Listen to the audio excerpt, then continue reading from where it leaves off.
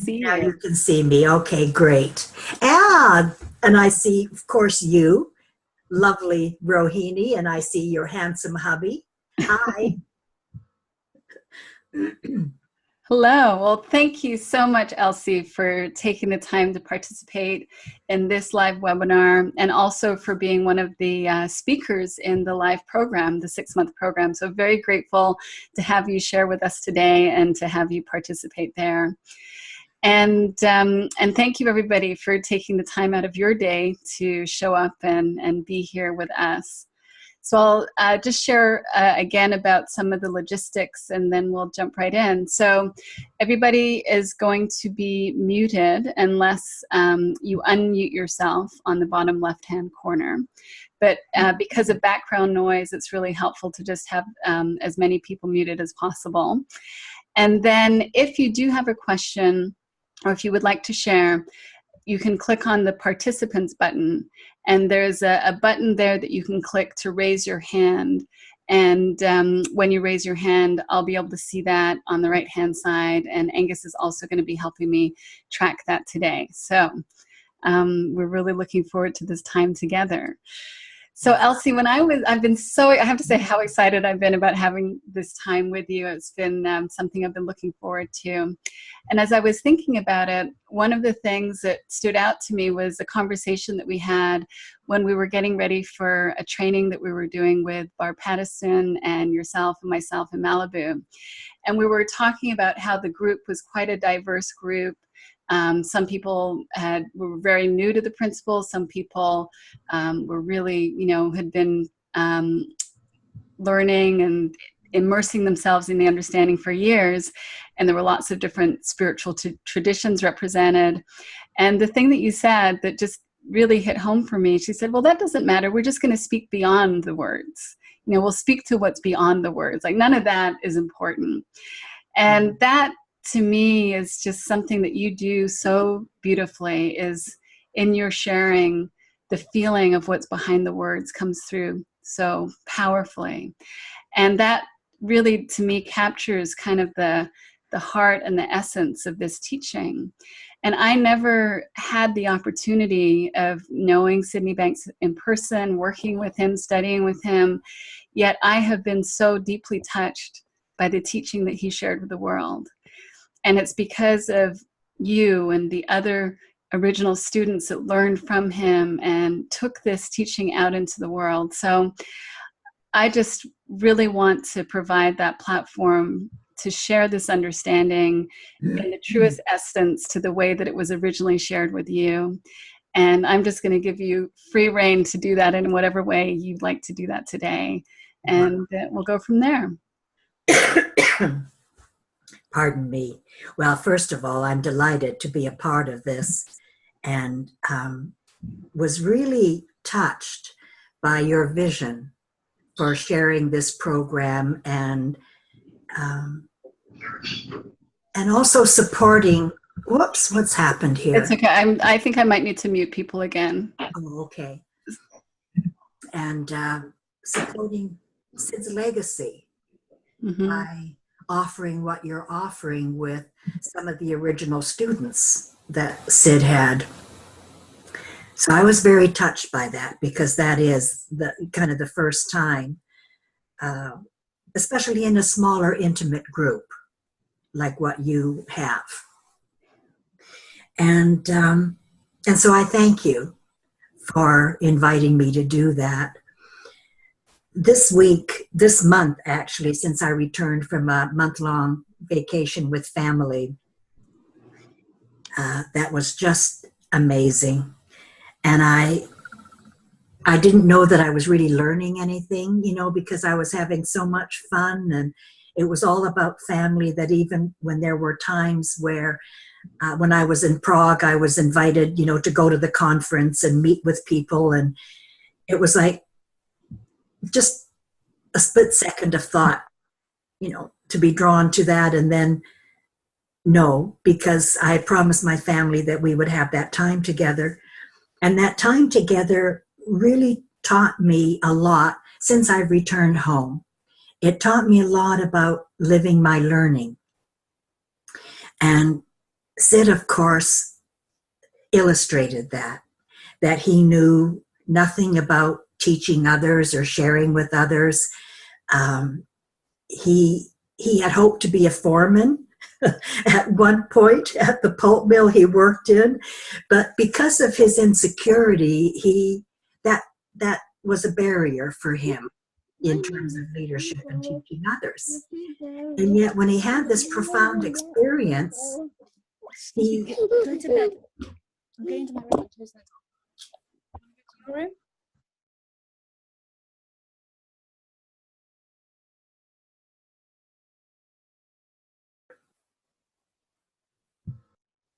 okay, because now you're muted. Sorry, now we're both unmuted now. Go ahead. Okay, great. He learned to teach, or he loved to talk about sharing, just share what you know. He learned to share just by osmosis, by the release of this wisdom from within him. And he learned to share beyond words. That when he would say, and this was, of course, new to him, like I'd never heard him share, first of all. I'd never ever heard him, when he did start to share these profound principles and what he'd uncovered and the ramifications of that for the world. I never heard him say, this is it. Like, this is, that was the end of it. Like he knew that was just the beginning of the journey for him as well. And then he said, don't listen to my words. Listen for the feeling. And like you, Rohini, when I first heard that touched me because I was very disturbed by his words. His words were disrupting my whole life belief system. And so I got angrier and angrier when he would share his words with me. And so I think I probably was a good student for him in that regard, that he learned, by my reaction and Ken's reaction, okay, so the words aren't really doing it, but perhaps he considered that, gee, Elsie and Ken do seem to relax when they're around me. So that's curious, that there's something about this feeling. And so that was my journey over the year and a half of resistance, was to feel that there was something beyond the words. And what I felt was Sid's true nature. Although, I didn't know that's what it was. Another word, of course, is well-being. I felt his well-being. And just like negativity is contagious, so is well-being. And prior to my experiencing any depth of well-being, most of my life had been lived in negativity. And so that was a lot of what got in my way as well, because that was my status quo, was living in a world of ain't it awful. And that had been Sid's world, living in a world of, blaming his, the leadership at his work, that they wouldn't give him the opportunity to be a foreman and so on. Like, we never knew to look at ourselves and the way we viewed the world. We just viewed the world and blamed the world for where we were. And so again, that feeling of comfort that just came out of him naturally when we were with him, so long as he didn't talk about this nonsense. That feeling was so soothing and relaxing. And despite myself and my intellect, I began to learn. And I didn't even know I was learning. It was so subtle.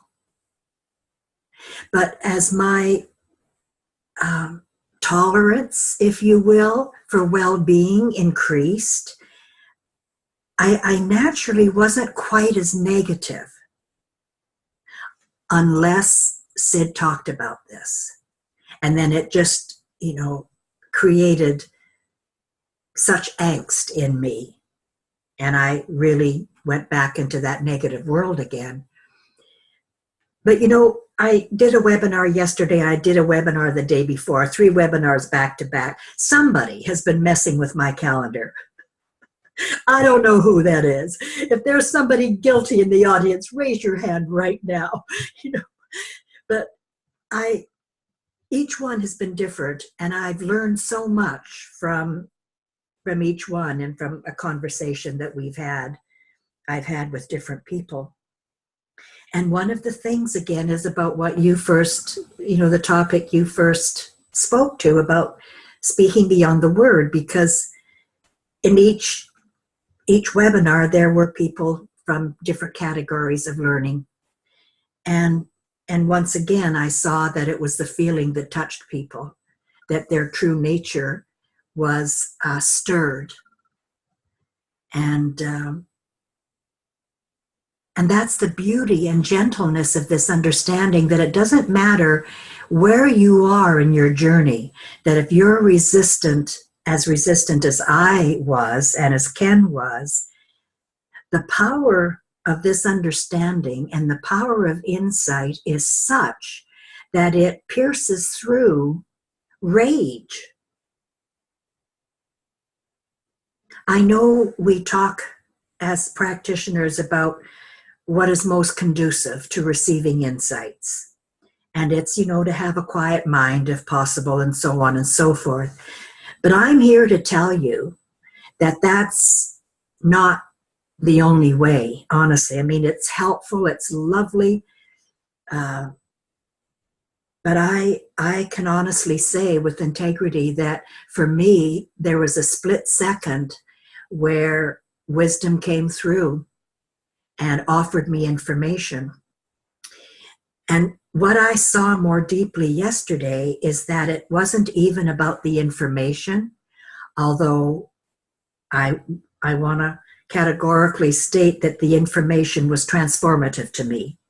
The simple statement that thought creates feeling. But what I realized more deeply yesterday is that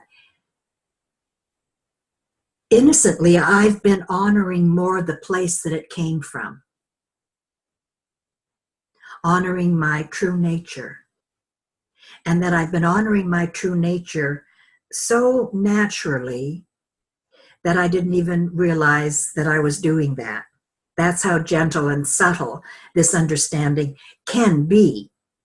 Now, having said that, my story, Rohini, for 1.5 years, I felt like I was being pulled through a knothole, but that was simply because I was fighting it with my intellect.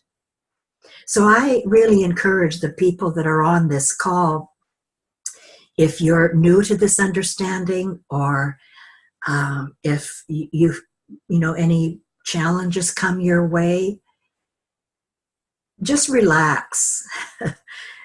Do the best you can to just settle with it and be okay with what's happening as best as you can. And be okay with not knowing what the next step is, because that allows an opening for wisdom to come through. Even though I've just said, wisdom will come through even in anger. I think we can give it a better chance of coming through when we trust that it will. And I've just experienced that. I'll just share this one more example. I've just experienced that again this week, where there were several decisions to be made about various projects and trips, and not certain how to do it, just knowing that it wasn't right yet to say yes, or when a response came back that it didn't feel right to me, to just sit with it for a bit until I knew what to do. And I'm trusting that more and more all the time, that it's okay to not know what the next step is. And to trust that if you can just wait with it, that's really a deep level of honoring your wisdom and trusting that wisdom will come through and guide you. And so then in the last 3 days, these decisions came through. and I was able to respond and in a, in a most appropriate, loving, kind manner. So I may be an oldie, but I'm still learning. This senior is still learning. As we all are. And one of the things that I really appreciate about what you're sharing, but what I've seen from this way of looking towards our spiritual nature, towards our true nature, is the simplicity and the ordinariness of that. Because it was something that I used to think that I had to work at in order to get there. And it was a complete sort of shift for me to recognize that, no, that's happening all the time.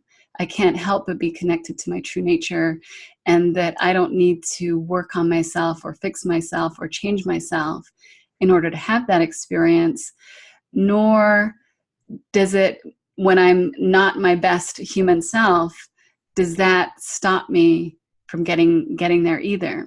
So I don't know if there's anything more you'd like to add around what you've seen around that for yourself. Well, one thing is that when I first met you and Angus at Michael Neal's program, you two stood out from the crowd. And it was quite a crowd. Beautiful, beautiful people. And yet there was something about you two, the feeling of you two and your level of listening that touched me. So, that was soul to soul connection. So I saw that. And yet I do remember when we spoke after that you were kind of hesitant about your wisdom, about what you had inside. And I was thinking, how can that be? This lovely woman inside and out, and this lovely Angus inside and out. How can you even question what you have inside of you? And then, as I've observed you over the 2-3 years since I've known you, I've seen that disappear and disappear and disappear. But it's so interesting to me that, and this continues to this day, that people that I talk with oftentimes are so completely unaware of their wisdom. And yet it shines forth. And I spoke with a fellow on Monday who is an educator and was released from his position about a year ago, and he's been struggling.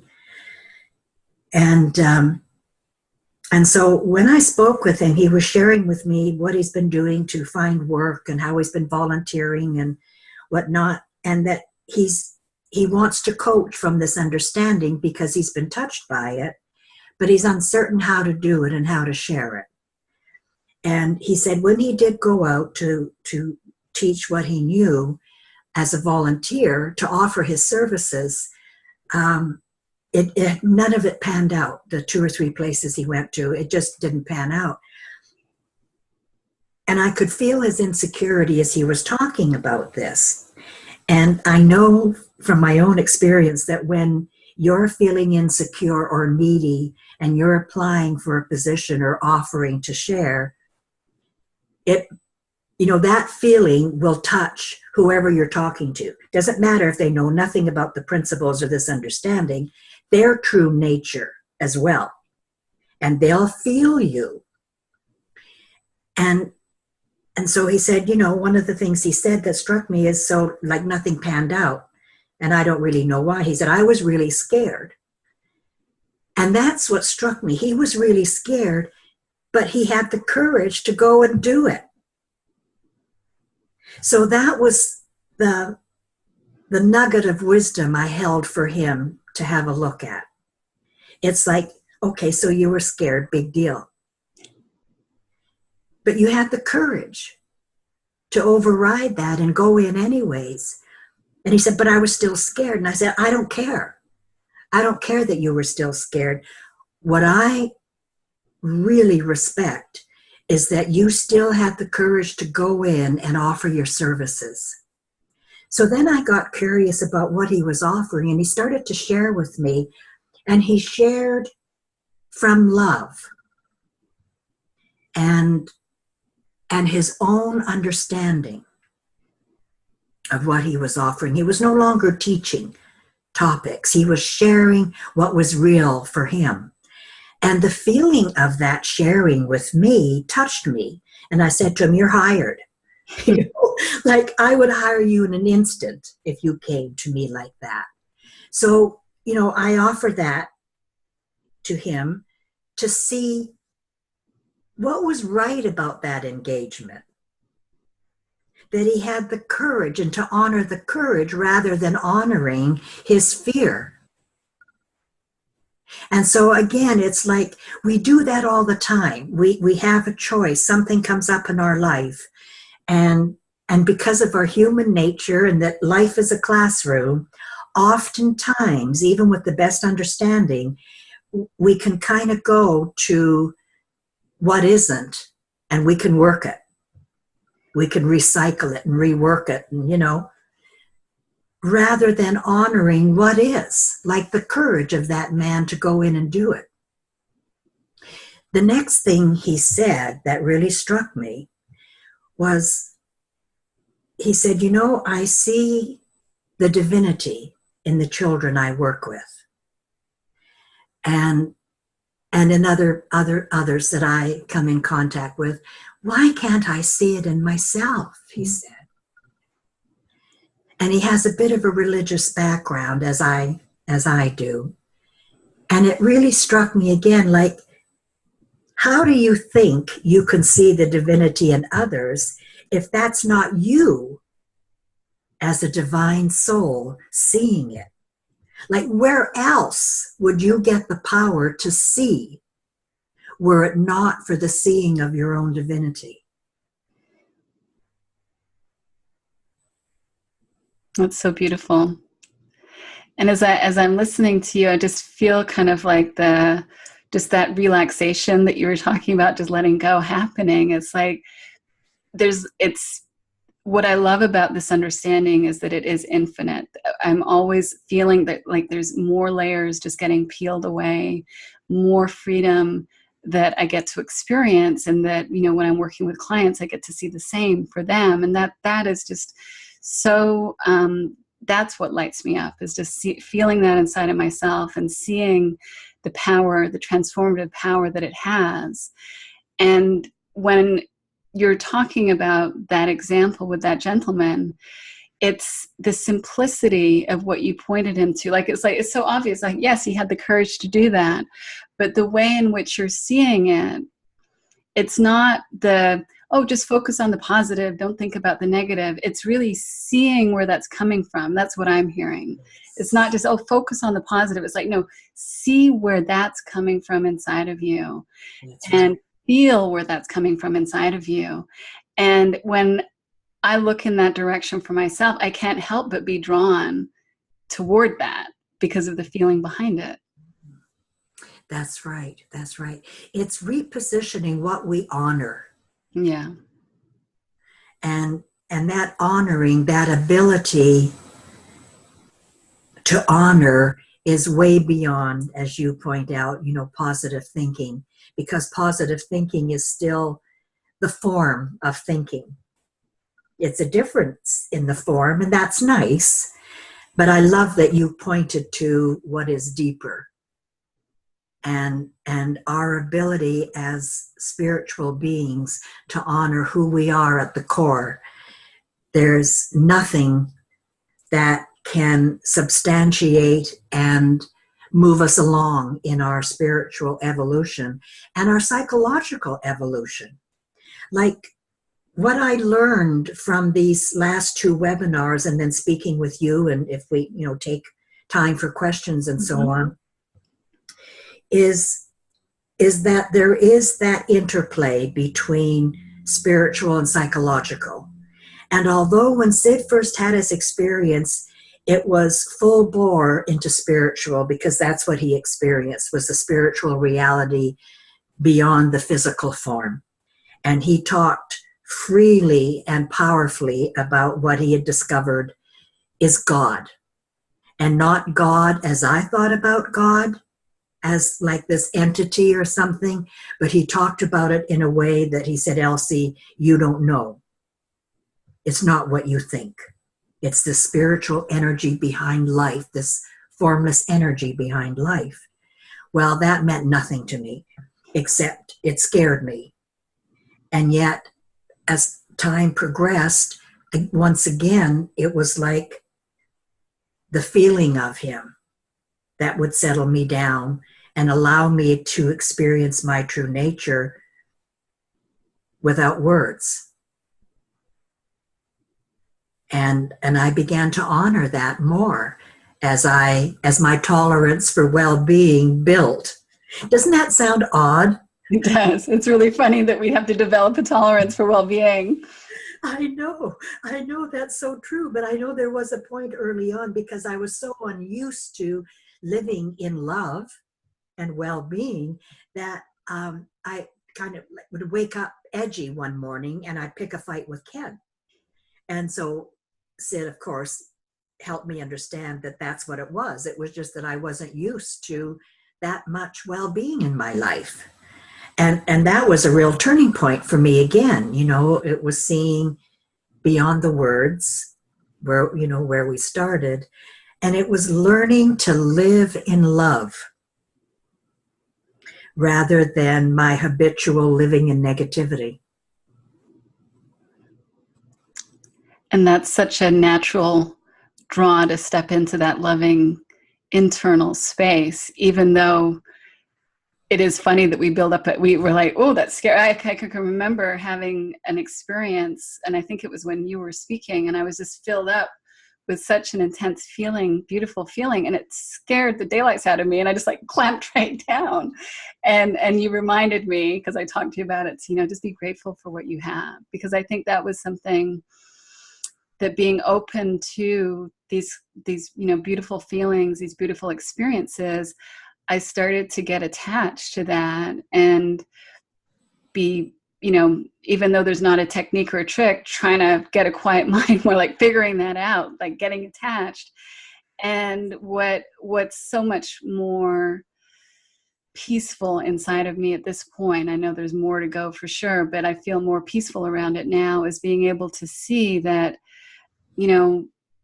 the understanding that I have helps me moment to moment, day to day, and that's enough. And there's so much that I don't see, and that doesn't matter because I have what I need. Yeah. And it's like, oh, okay, yeah. I can relax in that. Yeah, that's beautiful. That's really beautiful, Rohini. So is there anything else you'd like to say before we open it up for questions? Is there anything else about Sid or, anything on your mind? This thing about speaking beyond the words, I had a number of questions yesterday on this other webinar, about sharing, and that sometimes people get really confused about grounding.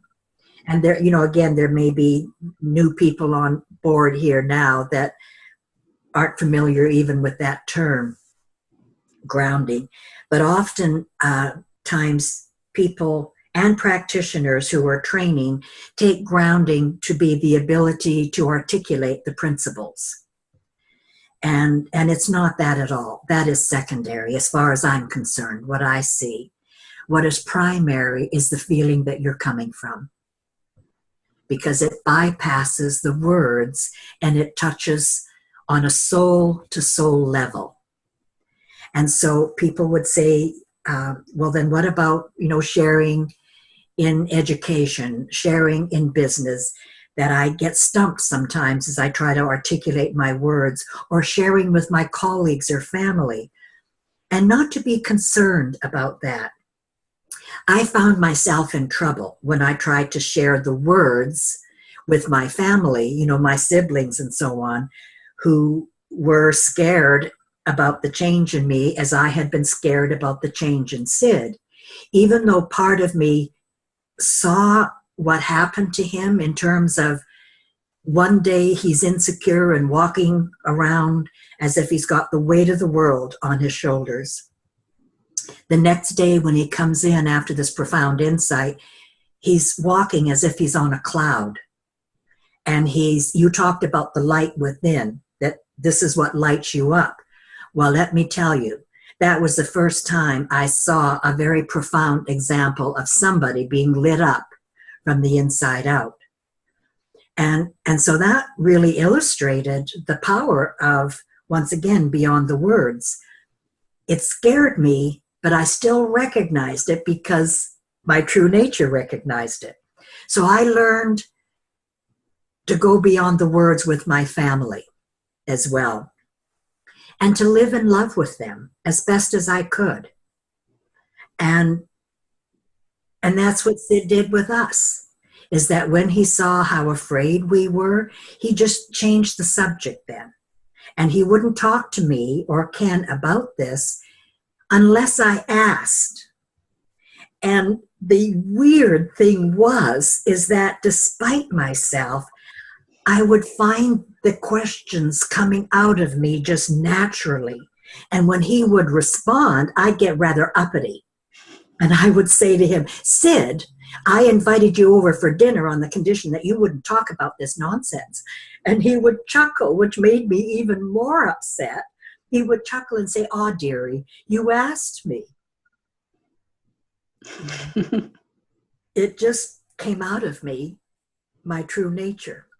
So there was that interplay between the psychological intellect and my spiritual nature just dying to get out. And so as time went on with Sid, and the psychologists came to the island drawn by the rumor of this unusual occurrence here on Salt Spring, and that this ex-welder was helping people find mental health, they got very curious, like, how could that be? And they came to investigate. And as Sid talked with the psychologists, more psychology crept into his learning because he was still learning too. And he was able then to show how spiritually and psychologically are one. That spiritually we are formless energy, and psychologically we have a form and a mind and an intellect. But the beauty and the mystery is that it's one. And that's all I can say about that. Yeah, just settling into that. That's been more present for me as well. The feeling of the oneness, even though I can't, there's just not a lot that I have to say about it, but there's just that feeling that it's just feels true. That's all I can say. It feels true. Yes. And I also really liked what you said about where you come from is what's important, and especially with in professional situations, I'm being asked to share about this understanding, but with my daughters or with other family members, I'm not necessarily being asked to share about it. But I can see that even though, and I do my best to sort of not overwhelm them with it as well, but I can see that they're picking things up just through the dinner table conversations, through things that they're kind of, people that are close to us are just kind of seeing things differently. Even my mom, it's beautiful to have that sort of osmosis happen. Yeah.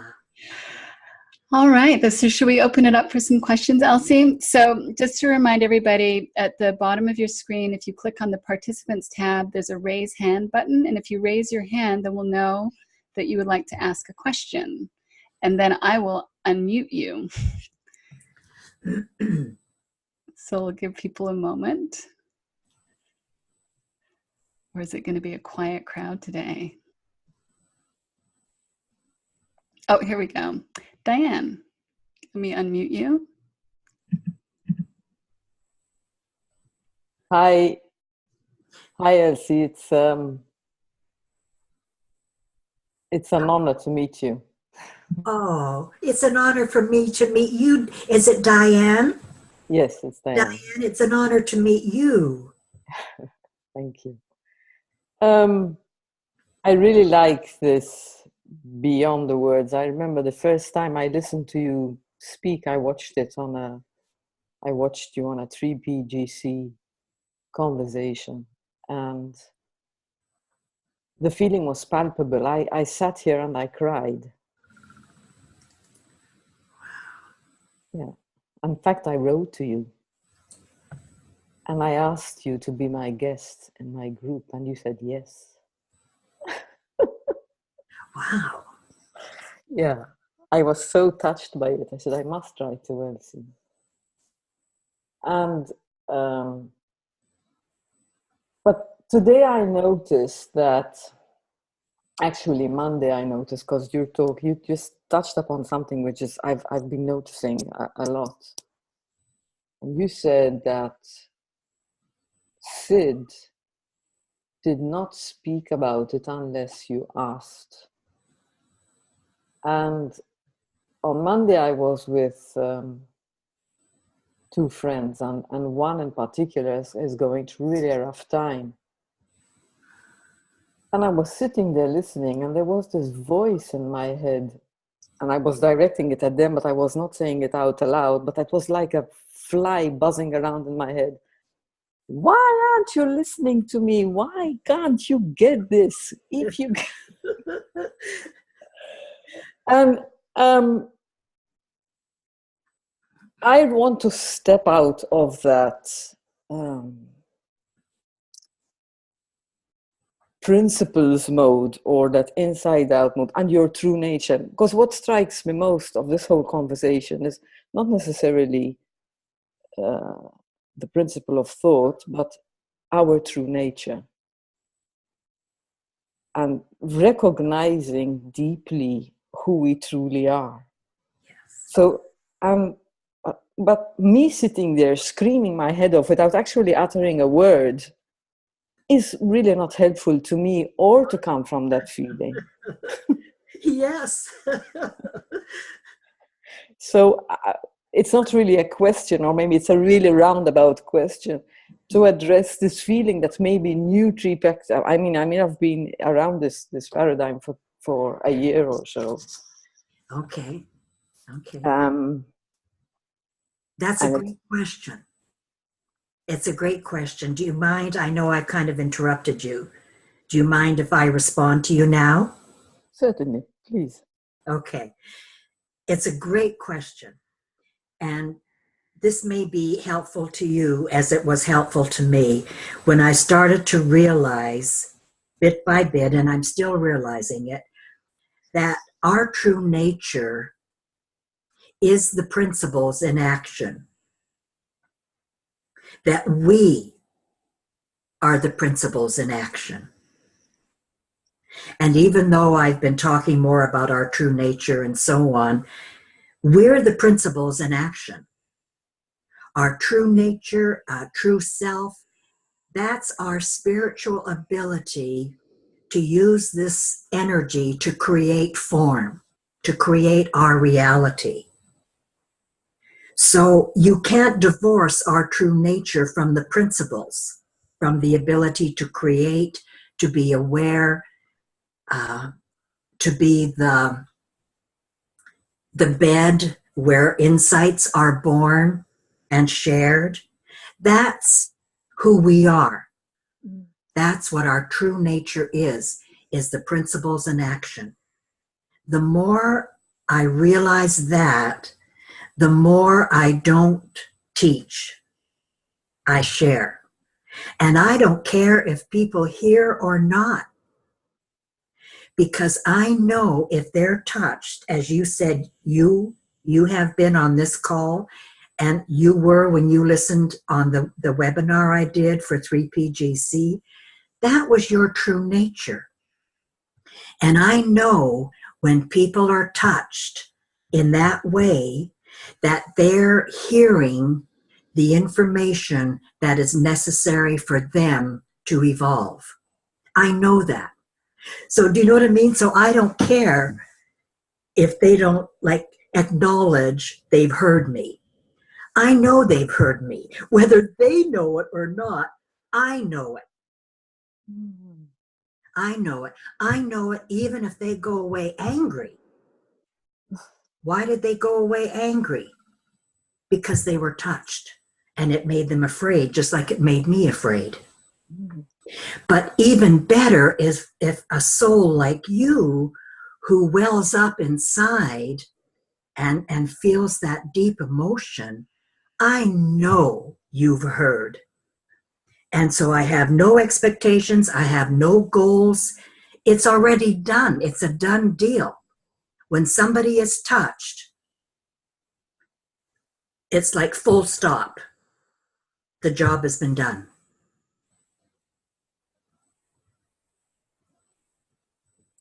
Yeah, I do get people walking away from me feeling angry.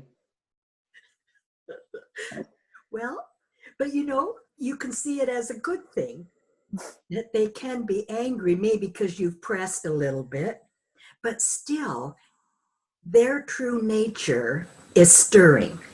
They still have free will, whether they look at it or not, but it's your knowing what's going to protect you, what's going to take you out of caring whether somebody hears or not. Yes, that's it. It's that. It's knowing that they've heard one way or another, and your job is done. And it will also eliminate your need to teach. You're just going to live in that beautiful feeling as best as you can, grateful, as Rohini said, for what you have found. And that feeling is just going to keep welling up in you, and it's going to touch others. And that's all you need to do. I know you've heard something, Diane. I can tell you've heard something. I know you've heard something.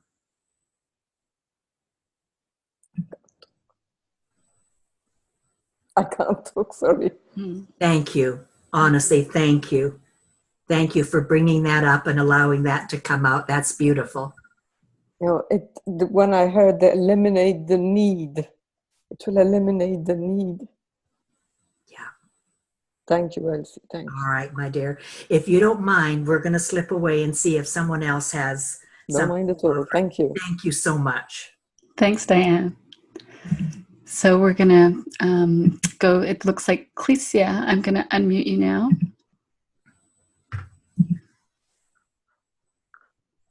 Are you there? I'm here, yes. Hello. Thank you very much for that. Hi. Hello, Elsie. Thank you so much. You look familiar. Yes, we sent a message to each other on Facebook a couple of months ago about your book, which was heartfelt, by the way. Something that occurred to me, I've been on Facebook recently, and there are a couple of, I would say 3P teachers who are more vocal on Facebook. And one of them, without telling any names, has been sharing that we actually don't have any choice. But based on Sydney Bank's materials and what I've read and what I've seen on the videos, it very clearly says that we always have free will. So would you be willing to tell a little bit more about free will, please? Mm-hmm, mm-hmm. And again, I mean, this could be the whole topic, and I love that this is important to you, and that in your wisdom, you're questioning what some are putting out there. Like, I haven't seen, what is out there, because I tend to mind my own business a lot. I don't read other books very much, very rarely. I read Sid's books, and when I, look at his tapes or listen to some of the old tapes, and I leave lots of room to listen to my own wisdom. And I say that with such gratitude, and as a gentle reminder to all that to listen to your own wisdom, which you did. So I love what you're seeing and what you're questioning. So wise. To me, the evidence of free will is, again, looking at ourselves when things come along And we have a choice on how we are with it. Like an example of last night where I had been in discussion about doing a retreat in another country. And then it didn't pan out because of certain financial reasons, to be totally honest. And so I, waited until it was clear to me, right? I had a choice. I could have said, no, what are you thinking? You want me to do this for nothing? I've been doing this for 44 years. And those thoughts crossed my mind. And then I thought, I don't like this. I'm just going to sit with it and see what comes to me. Free will, right? Free will. I could have reacted in the moment, which I used to do a lot. I don't like the feeling.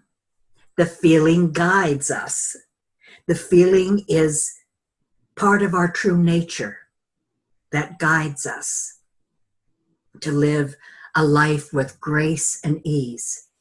So I didn't like the feeling. I wait. And then it comes to me. They're doing the best they can.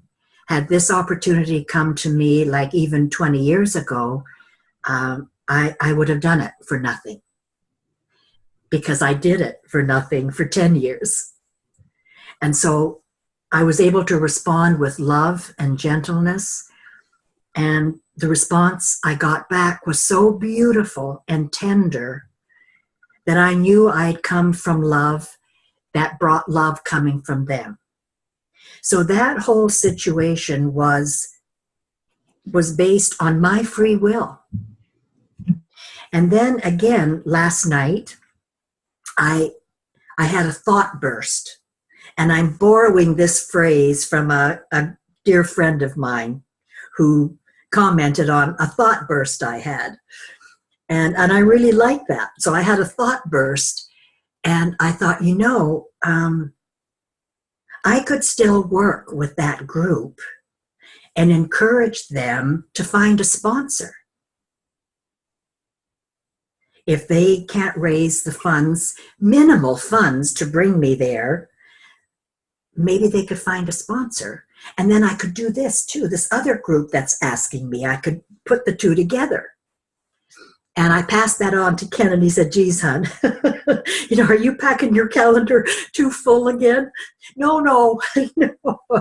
This was a thought burst, hon. This was an insight. And so I slept on it. And I woke up this morning and I thought, no, he's right.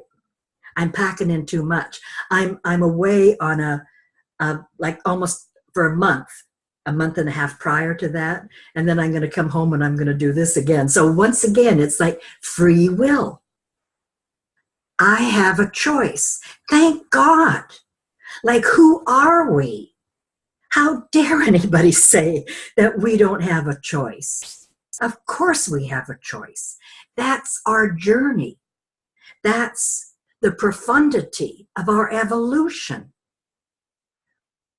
And I know I'm talking strongly about this because it's coming to me in the moment very strongly. Just look at the evidence in your own life and the choices that we make and don't make. This morning, I knew again that it was a wonderful thought burst. But I also knew, no, I don't want to be that busy. That's my choice. I don't want to be that busy.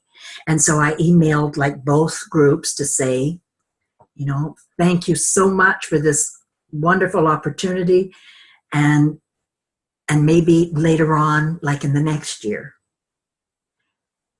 Choice based on the feeling of what's right for me as a unique individual and having a soul-to-soul conversation.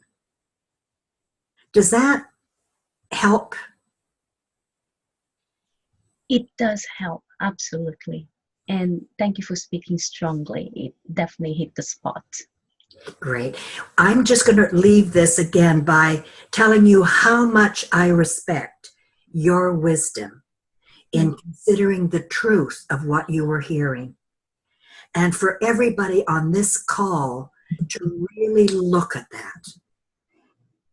That's what this understanding offers us, to step up to the plate and honor our wisdom and the truth of what we see, not what somebody tells us, but what we see and feel from the inside out. Thank you.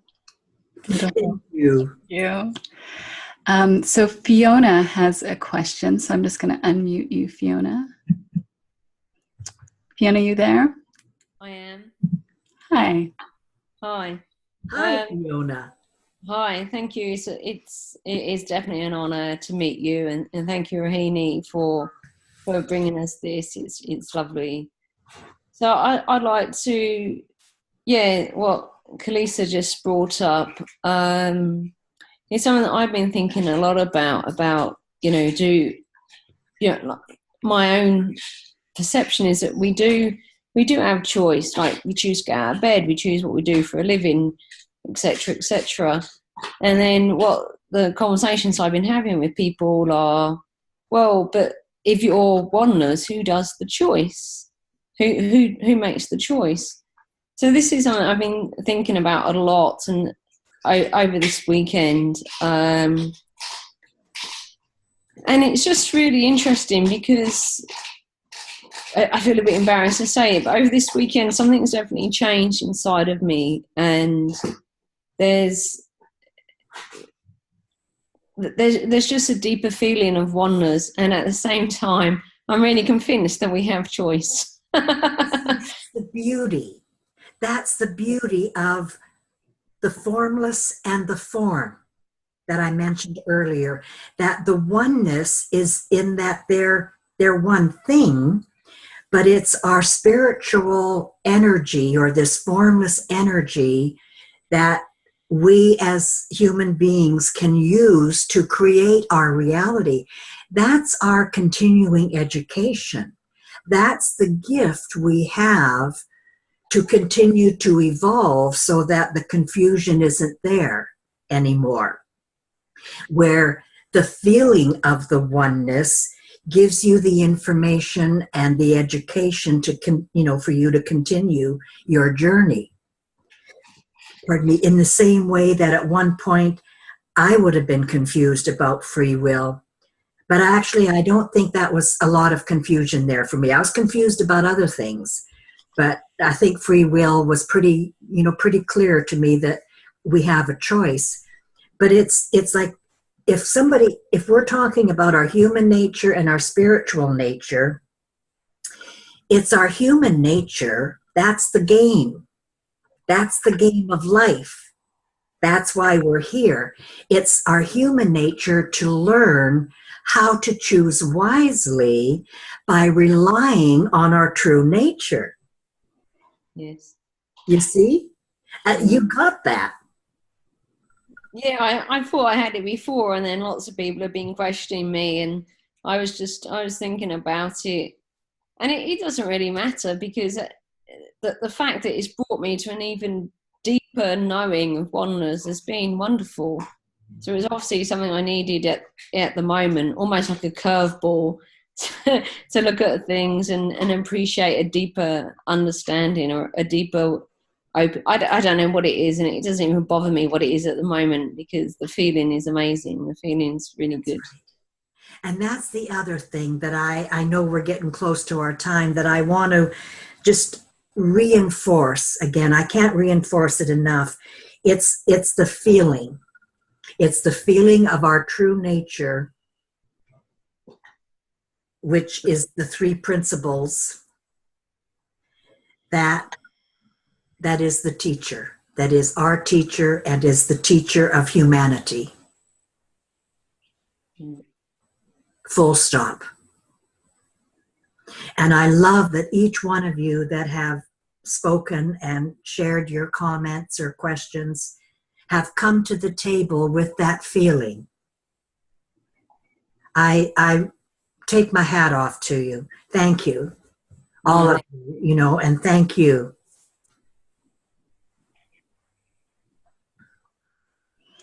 Thanks, Fiona. I don't see any other. Are there any other questions out there? I'll give a moment to see if anyone else wants to raise their hand. Oh, Arvin, let me unmute you, Arvin. Go ahead. Hi, Elsie. Hi. Oh, there you are. Hi. I recognize your face as well. Yes, I messaged you on Facebook a few times regarding your post. I love your insights and posts that you post on, because it gave me some kind of a more understanding of what Sydney Wang was talking about. Mm-hmm. Because most of the time I get this understanding, but it logically makes sense. But it take a while before oh my God, that is so true. Oh, that's beautiful. That's beautiful. So the question is, I understand the concept of oneness, but logically it makes sense. But individually, like it doesn't give me the feeling of, oh, that is true. Mm-hmm. It's just a comment. I just wanted to say hi and give a comment, but no question. I just how that works, like pretty much logically understanding, then eventually take a time, then you actually understand it for certain. Yeah. Let me ask you this. Like you said that logically you understand some of this. Yeah. And then there are times where you get this feeling of, oh, wow. Yes. Yes. Well, what do you think that feeling of, oh, wow, is? My I don't know. It just feels that is so true. I don't know what it is, but it so feels it's really true. I had this this few time happening. One of them was for time. I initially, like, I logically understood there was no time. We are just making things up.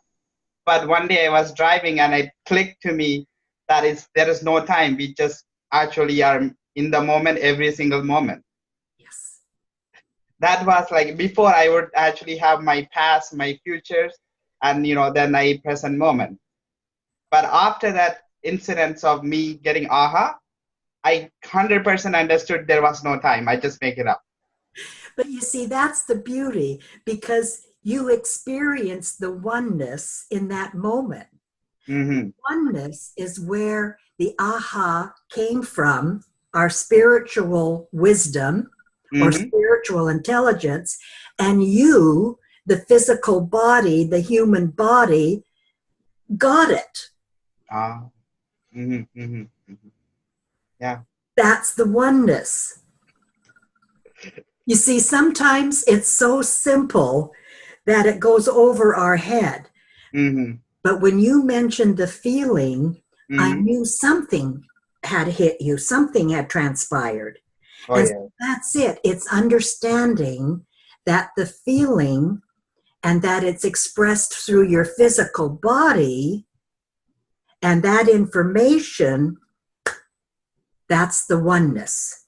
Oh, okay. Now, don't try to figure it out.